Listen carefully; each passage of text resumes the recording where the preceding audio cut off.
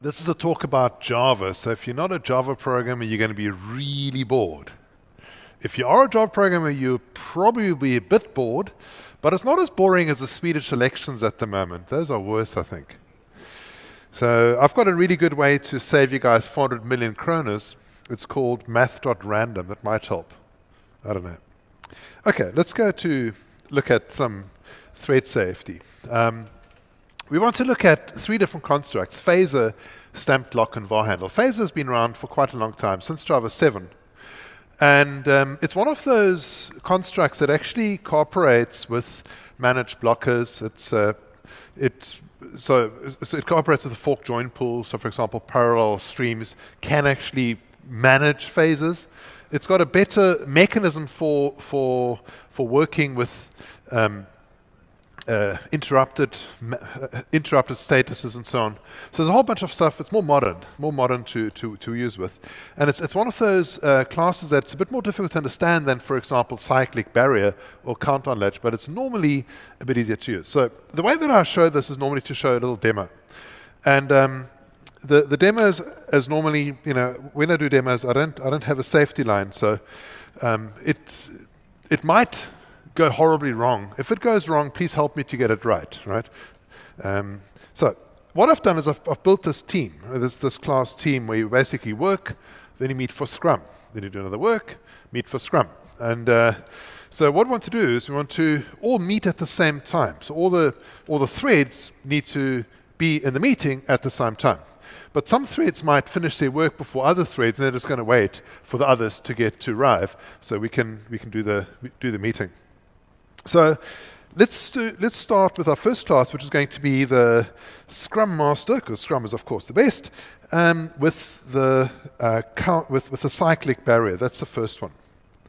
And you'll see that here we're simply going to say extends this thing that I had here, Team Glorious, and so this gives me all the methods like meet and work and so on that you need to do the work. And we're going to, since Java 10, we've got this cool thing called var. So let's use it. So it's going to be var team is going to be executors dot new cached thread pool, and var whistle, that's going to be how we're going to coordinate with all the different threads, is going to be a new cyclic barrier of, let's say, 5. Now, with cyclic barrier, you have to say how many parties you want to have from the beginning, and you can't change that. It's fixed forever. And then we're going to say from 0 to 5. Here we're going to say, let's say runnable job equals, and we do this. We say, let's say while true. We're going to meet, and then we're first going to work, and then we're going to meet, right? And in between, we're going to wait for a short while. So now we want to meet at the same time. So how do we do that? Is with this whistle, with the cyclic barrier. We're going to say whistle dot await. So we all wait for the same time. So the work takes some time, and once a bit of a random time. And once we've all finished our work, we're going to meet together. Now, of course, there are a bunch of exceptions with the wait, which we have to deal with. And the first exception we have to worry about is interrupted exception. But another one is a broken barrier exception. So if it's interrupted, that in our context is going to mean we want to cancel. So we're simply going to say throw new cancellation exception interrupted. And if we're a broken barrier, we're going to simply print a message here saying we have got a broken barrier. Okay, so and then around the whole thing, we're going to stick around the whole while true.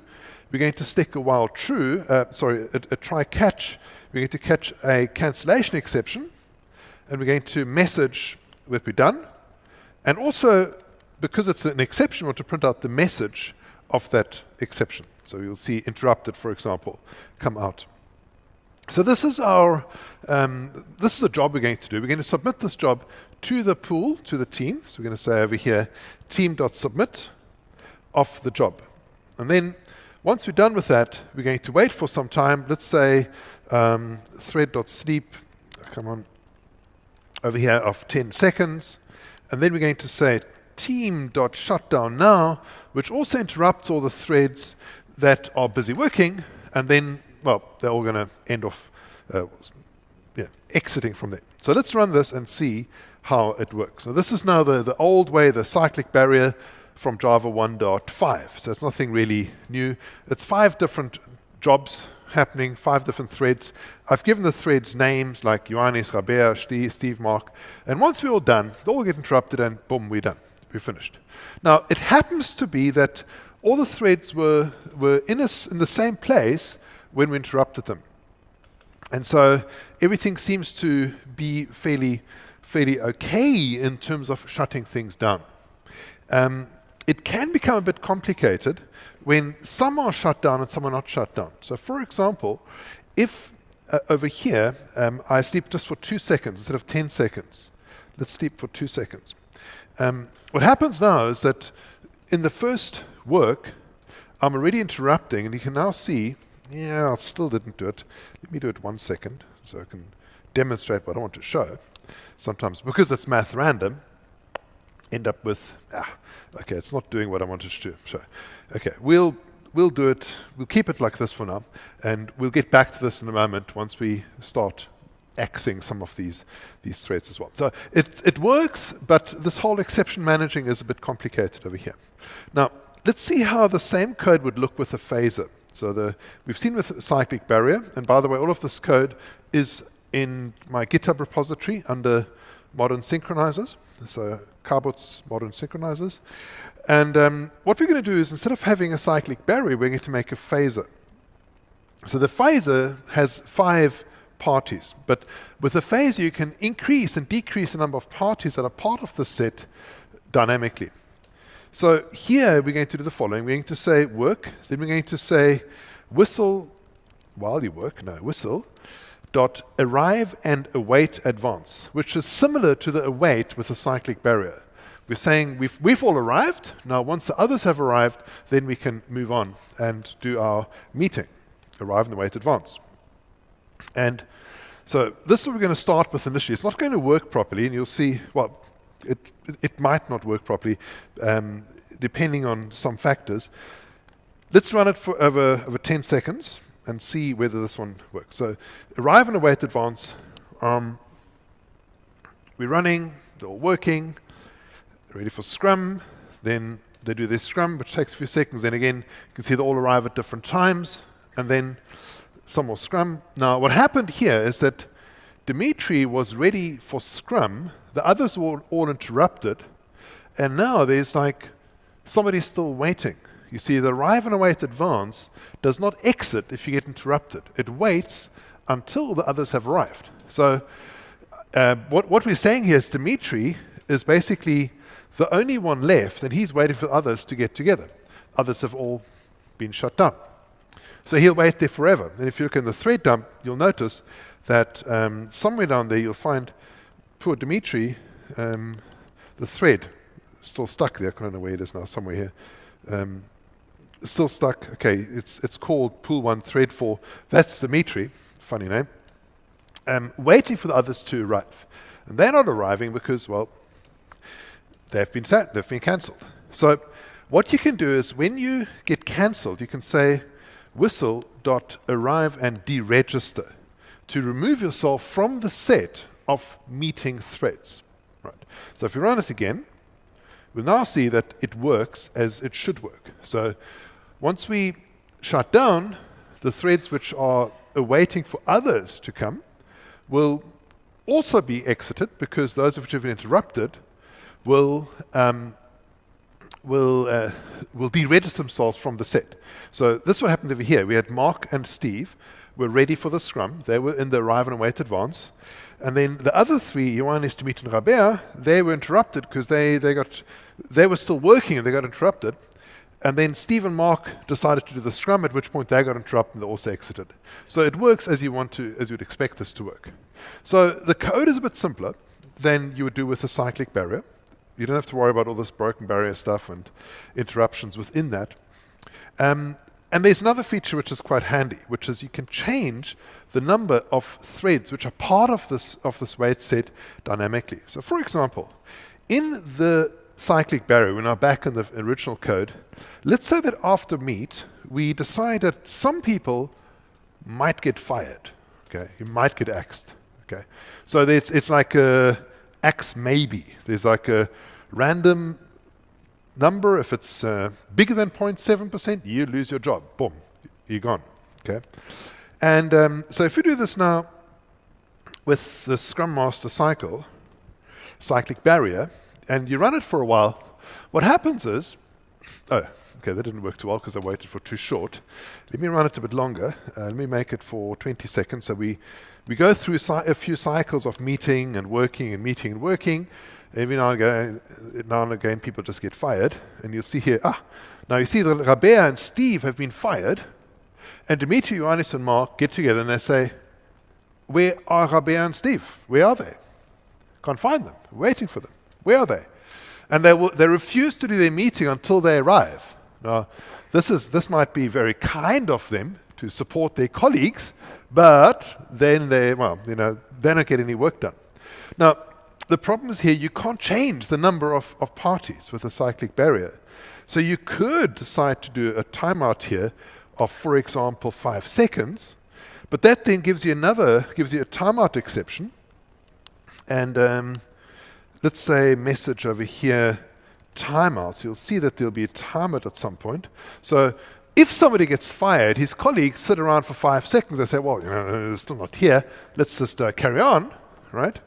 But then, so after 5 seconds, you'll see that the rest, then it's all chaos, because once it's broken, you just get these broken barriers, and they don't meet together anymore. They just, whenever somebody tries to wait, they say, oh, it's a broken barrier, we'll just move on. So it doesn't work. To do the same thing with the phaser is dead easy. So let's go back to the phaser. And over here, all I'll say is, axe maybe. I'm done, right? Because when somebody gets fired, he gets a cancellation exception over here, and then he deregisters himself from the group. So this is a more productive, well, for the employer anyway, there's no big strike that happens. So here we can see if somebody gets fired. Okay, so Mark gets fired. Poor Mark. Okay, let me do this again because it wasn't that clear that this actually worked because I waited for too short. All right, come on. Somebody. Okay, so here we get Ioannis and Dimitri get fired, right? And the others still carry on. They go, oh, okay, we don't care. We just now, how many employees do we have? We've got 3. That's fine. The other ones are gone. So that type of thing is very easy to do with the phaser. It's not easy to do with cyclic barrier with count-on latch. It also cooperates nicely with the workflow, with the work stealing pool, like for example with the fork join pool. All right, so that's enough about the phaser. By the way, I'm Heinz Kabutz. I write the Java Specialist newsletter. We also do Cretan and stuff like that. I've got a whole big self-study bundle for Java concurrency in practice, supported by Brian Goetz. There's a URL if you want to get it. It's a big discount for the next 48 hours. I'll keep that up for the next couple of demos as well, if you're interested. Okay, so the next thing we want to look at is the stamped lock. Now, the stamped lock is a Java 8 synchronizer. It is supposed to replace the way that read-write locks work. Read-write locks have a bunch of problems. Read-write locks have got a problem with starvation. Right? In the Java 5 version of the read-write lock, you could have writer starvation. This is like when you are trying to, if for example, you've got a very busy street, and a very busy, in terms of people walking street, you've got a pedestrian crossing, and I've noticed something very weird in Sweden. When you approach a pedestrian crossing, the cars slow down and stop. Is that normal? Oh. Yeah, I know, it's the law, right? But I'm from Greece, where if you try that, you're going to get run over. So if you come visit me in Creta, don't do that, right? Don't walk across the road with the pedestrian crossing. Just don't, right? Just wait. So imagine a pedestrian crossing, and you've got lots of people walking over this pedestrian crossing. And what can happen is, if we finish here at 6 o'clock, we all walk out and a car stops, and before the first person's over the road, the next person starts walking over the road. You've seen this, I'm sure. And the poor guy with the car sits there for a very long time waiting. Now, normally at some point you run out of humans walking across the road. But sometimes you can be unlucky, you can wait for hours. They're just poor guy waiting to get past the road. This is starvation, right? You have the car being starved by the walkers. So the re-entry read write lock had a whole bunch of problems. You also couldn't upgrade a read lock to write lock. You could downgrade a write lock to read lock, but not in the other direction. So there are a whole bunch of problems. Stamped lock improves things. It improves the situation when you want to have multiple fields with some invariant across them, or some invariant across a field that needs to be enforced. Okay? You can split locking and unlocking between threads as well. So if you're doing an asynchronous system, a reactive system, and you want to lock a resource, you can lock a resource with a stamped lock. And when you want to unlock it again, you can unlock it from a different thread. As long as you've got the stamp, the number, this magic number that the stamp returns, you can unlock it from wherever you want to. So this is our pessimistic exclusive lock. So you've got three different forms. One is pessimistic exclusive. That's basically your write lock. So you say long write lock, it returns a number. The number is never zero, it's always a number, not zero. And it might block though. So this might block, might wait. If somebody else currently has a write lock, if somebody else currently has a read lock, you will not get the write lock back until they're done with it. You can also try and convert another lock to a write lock, which means you can upgrade a read lock to write lock, or at least you can try and upgrade a read lock to write lock. The reason that doesn't work with the normal re-entered read write lock is, imagine if I've got two threads which try to upgrade their read lock to write lock at the same time. They can both hold the read lock at the same time, and if they both try to upgrade at the same time to a write lock, then one of them will maybe succeed, the other one will not succeed. So with the stamped lock, we take this into consideration and we say, well, we can try to convert. If it doesn't work, well, then we just get back a zero number, all right? And then unlock write checks that the stamp you've got is, in fact, that of a write lock, not a read lock.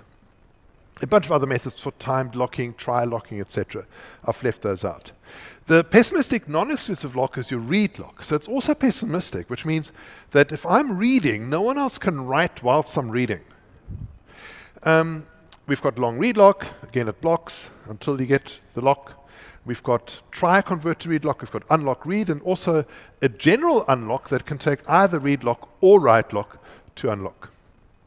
And then the last one is the optimistic non-exclusive read. So when you say try optimistic read, if somebody else currently holds a write lock, then you're going to get back zero. Okay? If no one else currently holds a write lock, you're going to get back a number. Then when you call validate, validate will be true if the stamp is non-zero and if in the meantime no one has asked for a write lock. So if validate comes back as false, it does not mean that necessarily someone else has written in the meantime. It's just that perhaps someone else has written in the meantime. And because of the perhaps, we have to assume the worst, that somebody else has written. Okay, so I'm going to show you a code idiom for the optimistic read. It's a lot more complicated than the normal idioms of lock and unlock, but you can get better performance this way. The first thing we do is we ask for an optimistic read lock. It's not a lock as such, it's just a stamp. We then read the state from the fields into local variables. Then we validate the stamp. If the stamp comes back as false, which means either it was zero to begin with, or in the meantime, someone else has acquired the write lock. So if validate is false, then we get the normal pessimistic read lock, and we then read the state into local variables, and in the end we use the local variables to do the calculation, to calculate something. So I'm going to show you a couple of demos. The first thing is about a position. Now, I live on the island of Crete, and we had a crocodile walking around Crete, like a real big crocodile, like 2.5 meters or something. And you see, in Crete, you can buy anything you want, just about. I mean, I haven't found anything that you can't buy. If you want to buy an AK-47, I can hook you up, right? There's no problem. Anything. And you can buy any pet you want. You want a snake, anything, crocodile, no problem, right? The problem with crocodiles is that they grow. I mean, it might be quite fun in the beginning when they're cute and small, but as they get bigger, they become a bit more alarming and not so much fun anymore. So somebody had this as a pet, let him go, and is wandering around the island. And they couldn't catch him. They tried to catch him, bait him, and they actually died because in the winter it does get very cold. I mean, we had like 15 degrees last week. It was terrible. And he died. So we're going to make a position class where we can walk around Crete from one place to another. Now there's an invariant between x and y, right? If I'm going from 0, 0 to 5, 5, I want to go in a diagonal line. I don't want to go to 0.5 or 5.0. I want to go diagonally from 0.0 to 5, and this is good, right? This is what I want to see. I want to avoid Sifis the crocodile. I do not want to see this, where I'm being eaten by the crocodile. I want to avoid the crocodile. So there's an invariant between the x and the y. You should never see the in-between values. So let's start with position, and then we'll go to int list, which is a bit more complicated. And here's where I'll need your help. So position starts off as a synchronized move by and synchronized distance from origin. It's a very simple, plain old Java 1.0 locking mechanism. And if you run the test here, the thing to look at, this is a dual core machine, so it's not that powerful, but the thing to look at is your S over E, the last number that you see here. 18%, 30%, 30%. What does it mean? That means system time over elapsed time. System time over elapsed time. So what this means, it means that we're spending a lot of time waiting on the context switching. We've got a lot of bad context switching happening here. All right, so this is our system time, and we want to try and reduce this number over here, the 20, 25, 15, 21%. We want to reduce that, make it smaller. That's our purpose here. So what we do is we first of all add a private final stamped lock equals new stamped lock, like that. And then we get rid of the synchronized here, and wherever the synchronized was, here we put in here a long stamp equals sl.write lock, and then we do try. You probably don't need the try finally, but it's just a good practice to do it. Doesn't cost you anything to put the try finally there, and if you don't have it in a certain place, you can get badly hurt. So unlock write on the stamp. Now there's no reason to do any read locking here. We just want to get the write lock and move. So we X and Y together. And the distance from origin, I could say long stamp equals sl.read lock, try, and I've just done something wrong here. Let me just, no, what have I done here? What did I do there? What was it? Okay, somehow did something wrong. Okay, so try finally sl.unlock read stamp. I could do that, but that means that whilst I'm reading the distance from origin, nobody can write. So I'm preventing someone from writing whilst I'm reading. Now I can read, and you'll find that the reading shouldn't be, you could have multiple threads reading at the same time. That's possible. You can't read while someone else is writing, but you can have multiple threads reading. This is not going to be much better than the synchronized. It might even be worse than the synchronized. But so we rather want to do this with optimistic approach. We're going to rather say sl.try optimistic read. We then say double current x equals x, comma current y equals y. And then we say if not SL.validate of the stamp, if that's not true, then we do this again. We say stamp equals SL.readLock, and now we use the pessimistic reading. And then eventually, here we're going to just do this again. Let's put this over here. Take the double away. Reformat that. And then down here, when we do the return, we actually return not x and y, but current x and current y. So this is what we use for calculation. So we first get the optimistic read. We then read into local variables. If we validate and it comes back as false, it means that somebody else might have written whilst we're busy reading. And so we then immediately go and use pessimistic locking here. Of course, we could retry a few times, but this is just the first. Yeah, we're good? We're good, yes. So let's run this again and see what our system time over elapsed time looks like with this small change. We should see that with the reading, our system time over elapsed time should be very close to 0. So the distance from origin should be a lot closer to 0. You can see here 0, 0. I mean, sometimes you might find it 1% because the move can still be blocked. They can block each other still, but it's much less likely. So instead of having like 10, 15, 20% in system time, we're now down to very close to 0 system time. So that's a great improvement. All right, now I want to show you a slightly more complicated example because that was easy. You know, the X and Y is pretty easy. This is an int list, and the int list is basically like an array list with an int array supporting it. And of course, it can grow. You can trim it to size. You can add. You can get, etc.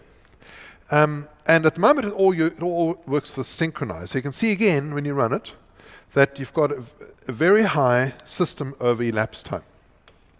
Okay.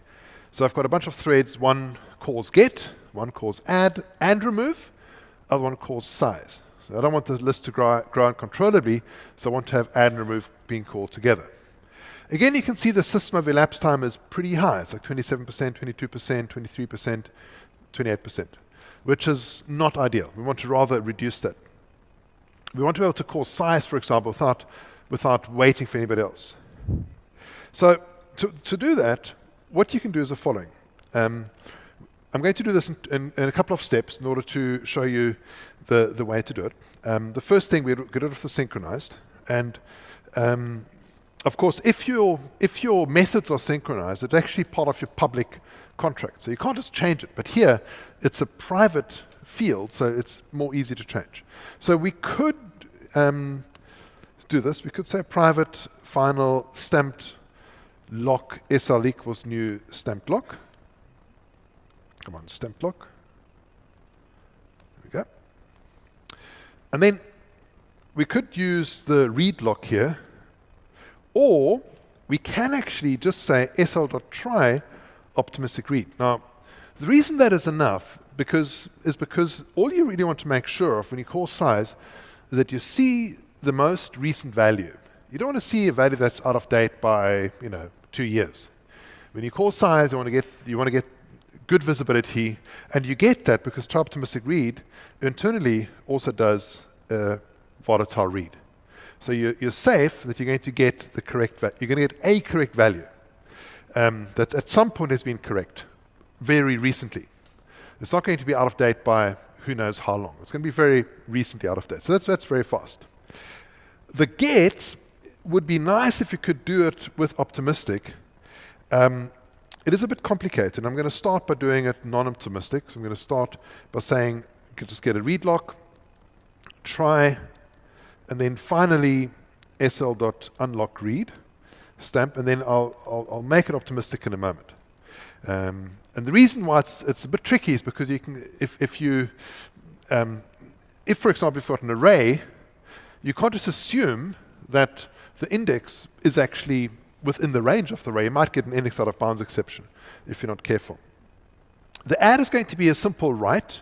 So that is going to simply be over here a long stamp equals SL.write stamp, write lock, and then try, and finally SL.unlock write on the stamp. So that's easy. That can stay just like it is. The trim to size, what this does is it actually changes it, but only changes it if the size is less than arrow.length. Right? So we're going to start by doing it just with the normal write lock, and then I'm going to show you how we can also improve that with optimistic. So we'll start with that. Remove again. We could just do it with the normal write lock, and again I'm just going to show you a trick how we can do it better with a bit of optimism if we have time for that. So this code will work the way it is now, and it's not going to be massively better except for size. Size will be much faster, and size will be 0% on system over elapsed time. Other ones might be better. I mean, they are all better. All of them are better. But size is really fantastic. I mean, size is like billions of times being called in the same time as the other ones are being called. So we have achieved something, but we can do better than this. And that is, in the get, we can try and do this optimistically. Now, I'm going to try and do it. I often do this slightly wrong, so hopefully I'm going to get this right. SL.try optimistic read. I then want to read the values into local variables. Now, of course, since Java 10, we can say var current r equals r, and it figures out what it is. Var current size equals size. And now I'm going to say if current r, or if index, is less than current r dot length, so I don't want to get an arrow index out of bounds exception.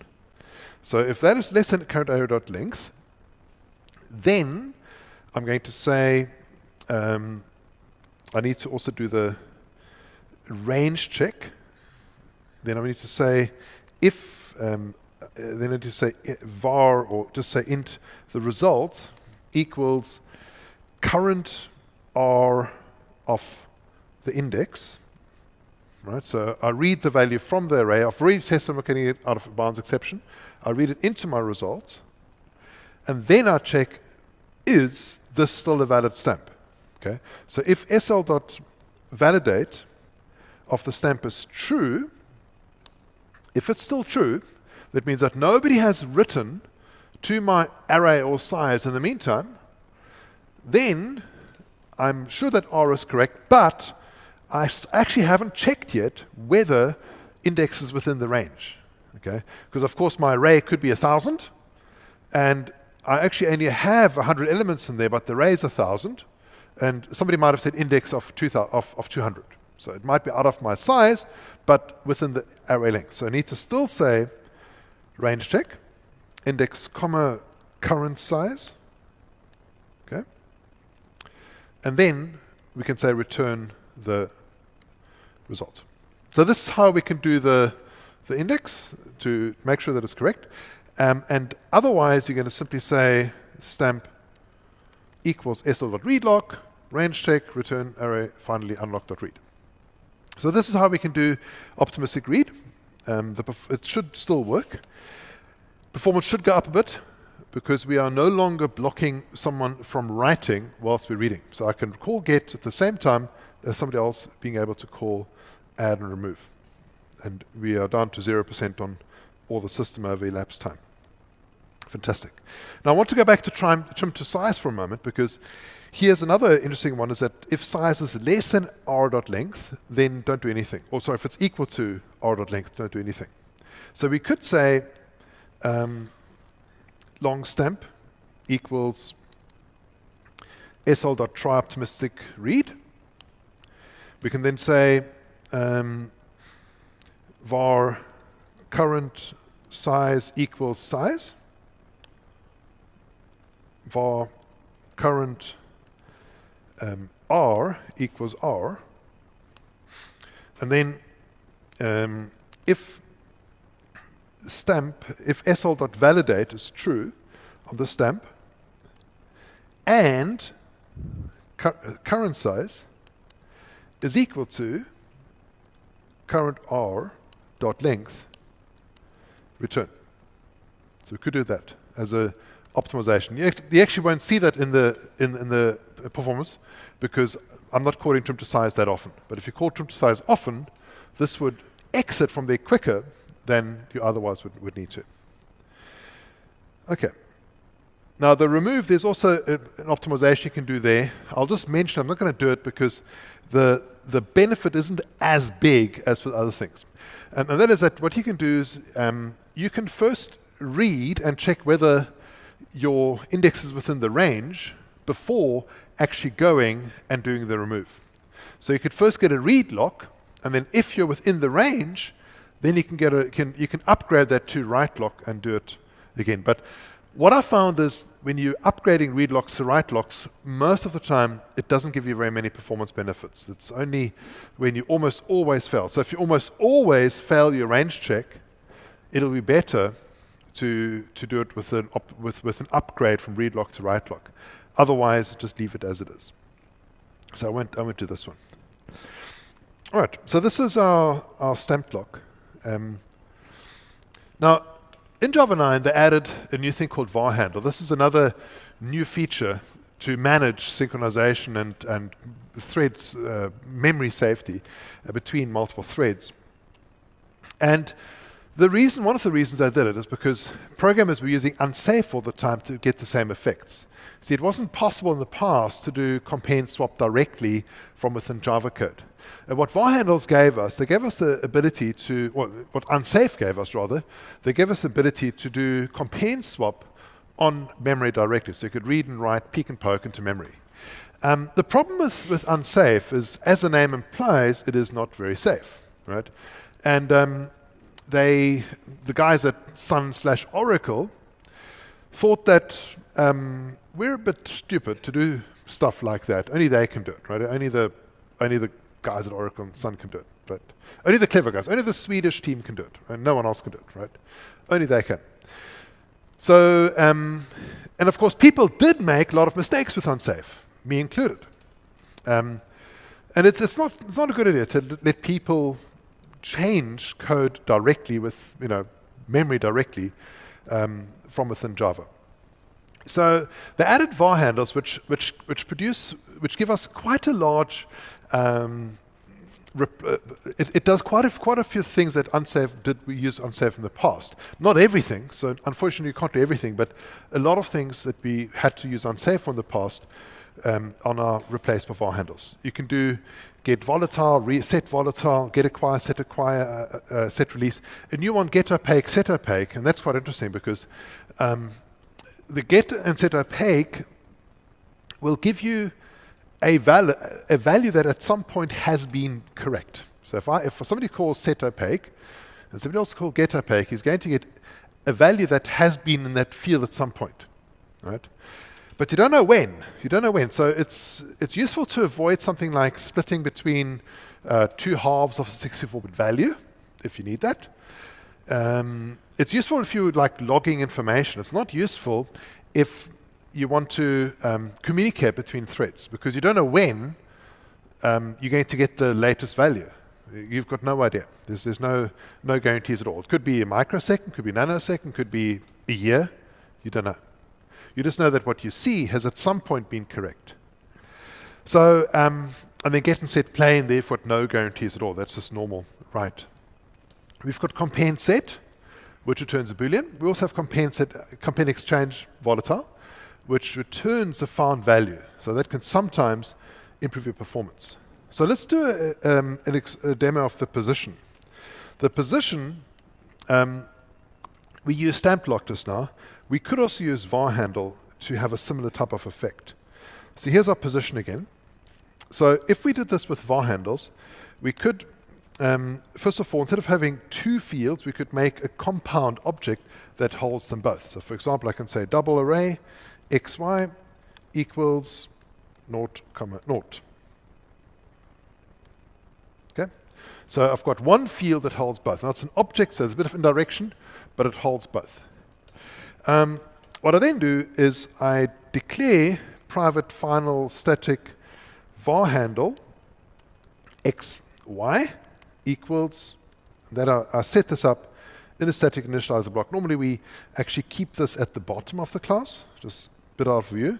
So you'll find down here somewhere there'll be a static initializer block, and we'll say effectively xy equals method handles dot lookup. Now what this does, lookup is like a caller identity. It's like somebody phones me and says, oh, it's my wife, I better answer this, right?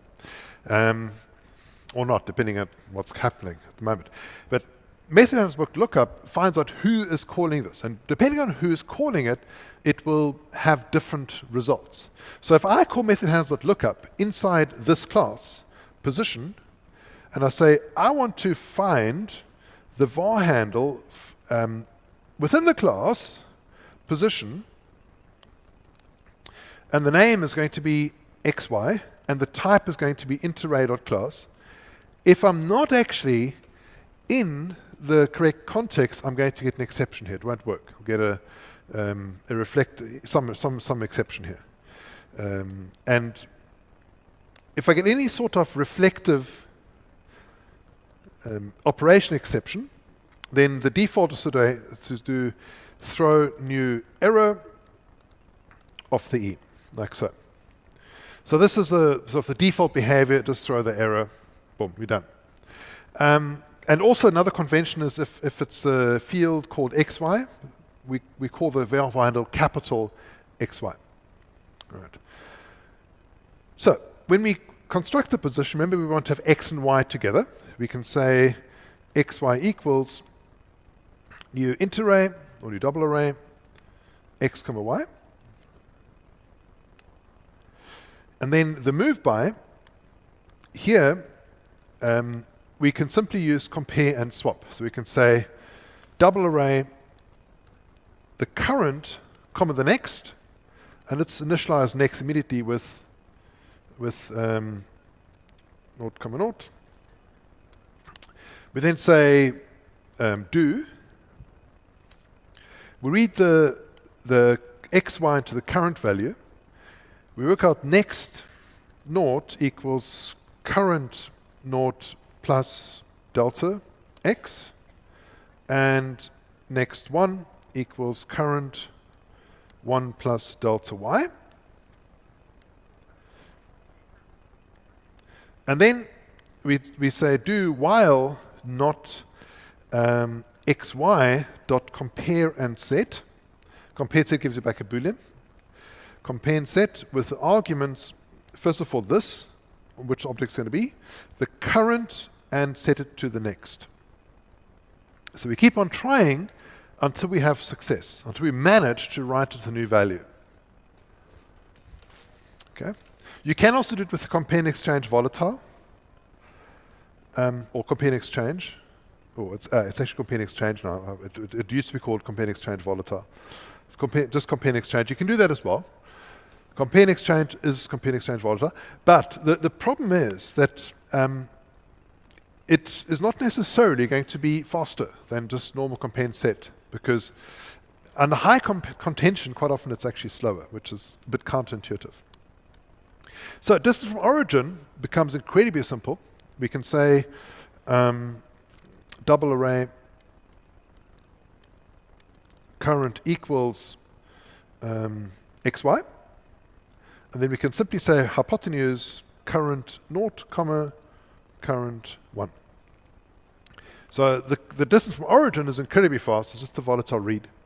The move by potentially could be expensive if you have a lot of threads at the same time trying to move.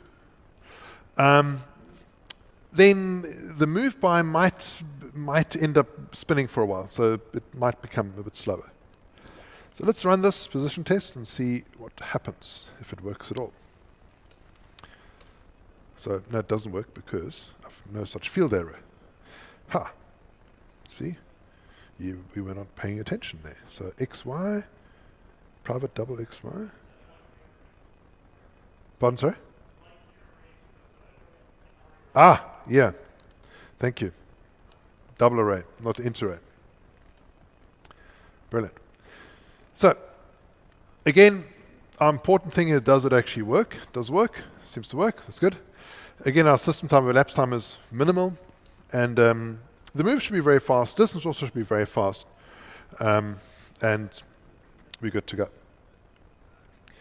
So, this brings us to the end of the talk. Please don't forget to vote. If you haven't subscribed to my newsletter, please do. And please ask questions. We've got about 5 minutes for questions before we have to go. Yes, sir.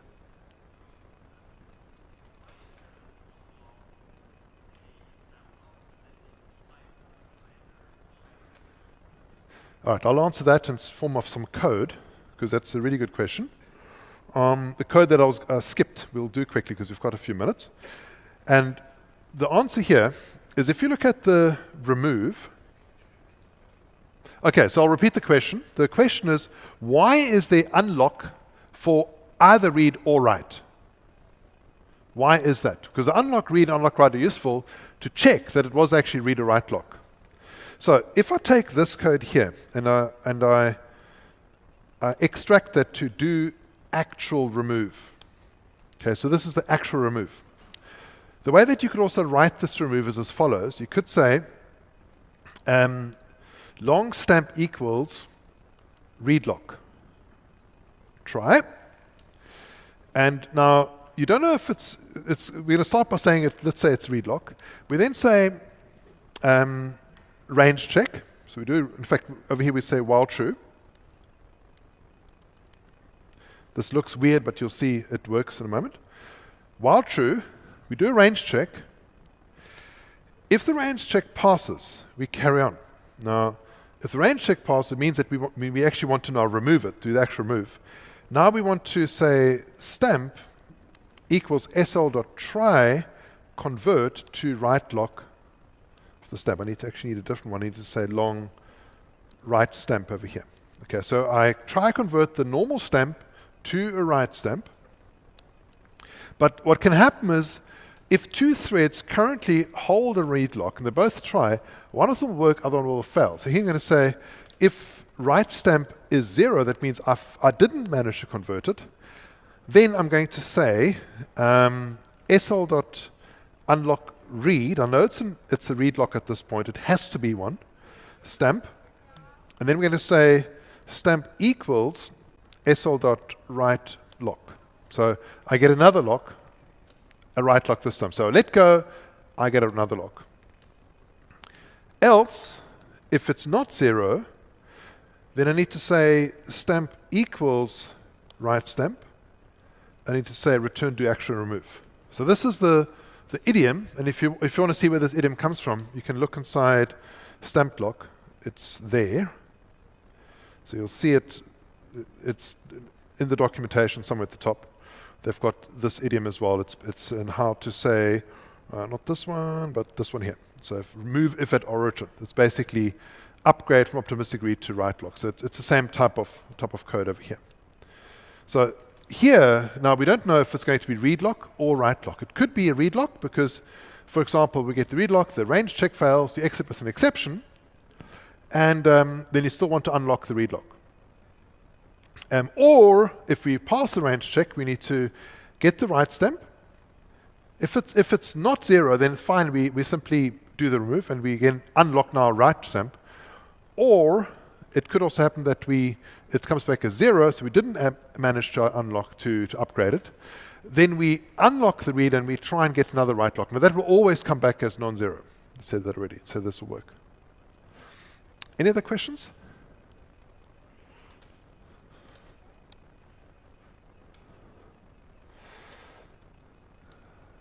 Another 35 seconds left on the clock.